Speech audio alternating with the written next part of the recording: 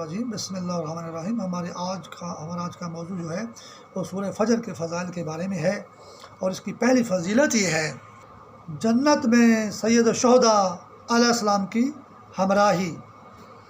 حضرت امام جعفر صادق علیہ السلام کا فرمان ہے کہ اس سورہ کو فرائض، سنتوں اور نوافل نمازوں میں پڑھا کرو، کیونکہ یہ حضرت امام حسین علیہ السلام کی سورہ ہے، اور اس کو پڑھنے والا امام حسین علیہ السلام کے ہمراہ جنت میں ہوگا۔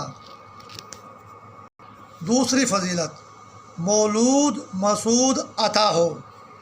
البرہان سے روایت ہے کہ جو شخص اس سورہ کو لکھ کر اپنی کمر سے باندھ کر اپنی حلال عورت سے مباشرت کرے گا تو اللہ اس کو فرزند عطا فرمائے گا، جو اس کی آنکھوں کی ٹھنڈک ثابت ہوگا۔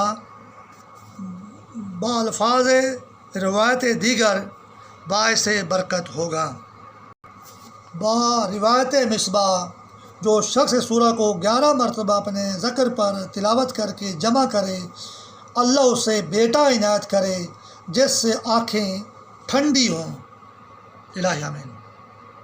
تیسری فضیلت، ماہ ذوالحجہ میں 10 دن کی تلاوت کا ثواب۔ ماہ ذوالحجہ میں 10 دن سورہ کی تلاوت کرنے والے کے اللہ تعالیٰ گناہ معاف فرمائے گا۔ الہی آمین۔ اللہ تعالیٰ ہمیں سورہ فجر کے جو ہیں فضائل سے مستفید ہونے کی، بہرہ مند ہونے کی توفیق عطا فرمائے۔ الہی آمین۔